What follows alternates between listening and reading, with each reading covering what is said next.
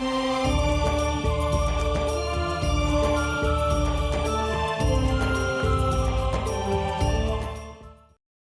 दास junior engineer civil Haryana में नौकरी करता था, इरिगेशन डिपार्टमेंट। जब से ये ज्ञान हुआ, एक नारी तड़प बनी और ये सोचा करता था कि भगवान ये सभी मेरे जैसे दुखी हैं, सभी परमात्मा के लिए भटक रहे हैं। कोई सालासर जाता है, कोई वैष्णो देवी, कोई अमरनाथ के इतनी भयंकर पहाड़ियों पर चढ़ जाता है, वहां मर भी जाते हैं, बर्फीले तूफानों से फिर भी जाते हैं, अगले दूसरे हिचकते नहीं। और ये ज्ञान यदि आपके बच्चों तक पहुंच जाए, भक्ति तेन करनी है तो यह अच्छी भक्ति करेंगे तो काम आओगे, तो डरे ढोरे। और कुछ फिर ये हुआ था कि असंग जन्म हो गया, हमने ये नौकरी करते हैं कि तो बालक पैदा करके न पालते पोसते, राजा भी बन दिए, परमात्मा का विधान बताता है, फिर गधे भी बन गए। तो ये सोचा था दास ने कि भगवान दया करे, उसका प्रचार करूं। जब तक आदेश नहीं था नाम का, तो भक्तों से मिलता था, अपने मित्रों से, रिश्तेदारों से, घर वालों से, सबको कहता कहवाता, और जो समझ जाता नाम दिलवाता था अपने पूज्य गुरुदेव जी से। फिर और मन में ये सोचा करता कि इस नौकरी ने छोड़ छाड़ के अपनी तो भक्ति करूं, इसमें तो सारा दिन सिर दर्द रहता है। लेकिन वो भी हमारी अपनी बालक वाली सोच थी। लेकिन परमात्मा का ज्ञान तो ये कहता है कि डेरे डंडे खुश रहो, खुश रे लेना मोक्ष। ध्रुव प्रहलाद भी पार हो गए, फिर गृहस्थी में के दोष।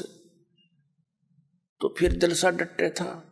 फिर गुरुदेव ने आदेश दे दिया एक दिन के नाम दिया कर तू, आज से मेरा आशीर्वाद तेरे साथ होगा, विश्व में तेरे समान संत नहीं होगा।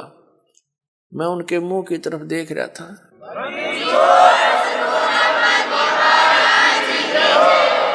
क्योंकि अपनी औकात से जीव खूब परिचित होता है, मानने चाहे ना मानने।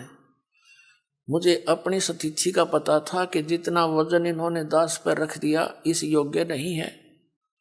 फिर भी मेर है उनकी, गुरु मेर करें तो कागज हंस बना दे। तो उन्होंने कहा तेरे साथ रहूंगा, चिंता मत करना। और आज से सभी जितने उनके शिष्य थे सबसे कह दिया था कि आज के बाद मैं तुम्हारा गुरु नहीं हूं, आज से दोबारा इससे उपदेश ले लो और इसको गुरु बनाओ, इससे तुम्हारा मोक्ष होगा।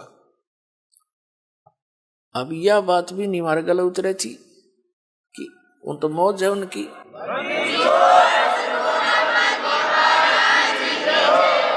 कहने का भाव यह था कि उन्होंने अपना वजन तार दिया।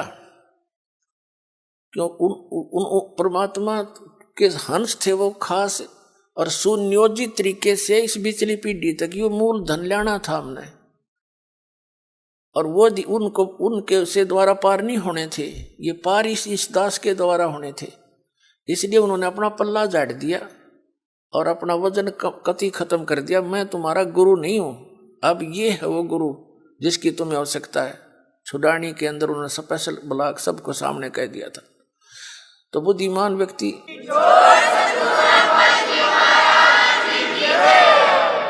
तो पहले तो यूं था भी चलो परमात्मा का भी दान है, भक्ति भी करेंगे, अपने बच्चा में भी रहेंगे। फिर मन में उमंग उठी कि भगवान ही बाप के गुण गाऊंगा, आदेश दे दिया नौकरी भी छोड़ दूंगा। क्यों? एक का काम होगा, नौकरी भगवान की सच्ची सरकार की कर ले चाहे नकली की कर ले, एक का बनेगी, इतना वजन हो पीछे। तो फिर ये पाठ सत्संग की अधिकता होगी। सन 1995 में दास ने सर्विस त्याग दी और खुशी मनाई थी कि वहाँ चलो असंग जन्म का झंझट था, इब निमट गया, अपना भक्ति करूंगा, अच्छे भगत मिलेंगे, सब ते प्यार तरह करेंगे, ज्ञान सुनाया करूंगा। अब मैंने सोचा था कि अब मैं चैन से रहूंगा। अब इसमें देखा इस जितना झंझट की तो पाया कोई ना। साची को कबीर साहब कहे हैं, साची को और मारना है, भला करूं और बुरा बतावें। वो नए सिरे तो और संघर्ष शुरू हो गया। जिस भी गांव नगर में हमने जाकर सत्संग किए, 2-2, 3-3 दिन एक घर में पाठ करके हम सत्संग सुनाया करते थे। तो उस नगर के जो वो नकली संत एक एक दो दो 10-10 20-20 सब गांव में बैठे हैं, उनको पता चले वो तो ब्रह्मा विष्णु महेश के बारे में ये कहता है, देवताओं की पूजा की भी मना करता है, ऐसा करता है, तो वो गांव गांव में शत्रु पैदा हो गए। हम नहीं उनको कुछ शत्रु मानते थे, लेकिन वो रोजी रोटी वाले हमें मानने लगे। तो यहां तक बात बढ़ती बढ़ती फिर आपने पता है क्रोथा कांड करा दिया इन दुष्ट लोगों ने। ये जनता के हितैषी नहीं, और जिन्होंने भी परमार्थ की चेष्टा की है ये सदा आगे अड़ते रहे। जैसे ईसा मसीह जी ने सच्चाई कहने की चेष्टा की थी, करस करवा दिया इन दुष्ट लोगों ने।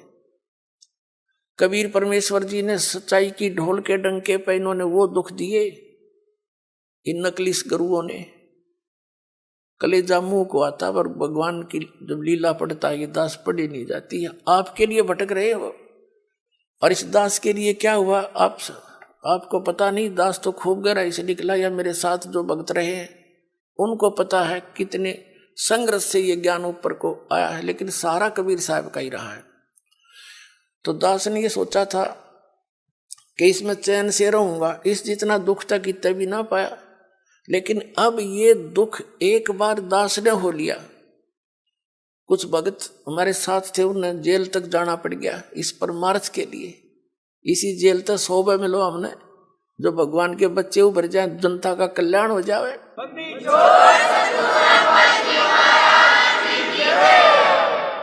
तो उस दिन से लेकर आज तक वो संघर्ष जारी है। लेकिन अब परमात्मा की दया होगी कि परमात्मा के बच्चे इन प्रमाणों को देखकर अब इनका यो ज्ञान समझ में आ गया, इन्हें सो आ गया। पहले तो सुहा हुआ नहीं था, टीवी ऑन करें थे और यूं पता ये सुनने को मिल जाए ब्रह्मा विष्णु महेश नासवान है, टीवी बंद कर दे थे। 36 गाल दास ने दे थे। यो बकवाद करता है, ब्रह्मा विष्णु जी को भी नासवान बताता है, इनके माता पिता बताता है। मैं तो पढ़ के सुनाता हूं, बताता नहीं। इनका इतिहास लिखा हुआ है, और वो तुम्हें पढ़ने को, आप जी को मिला नहीं पढ़ने को। आप समझ नहीं सके, दास तो समझ आ रहा है कि ये लिखा है इनके इतिहास में। तो अब मान गए ये।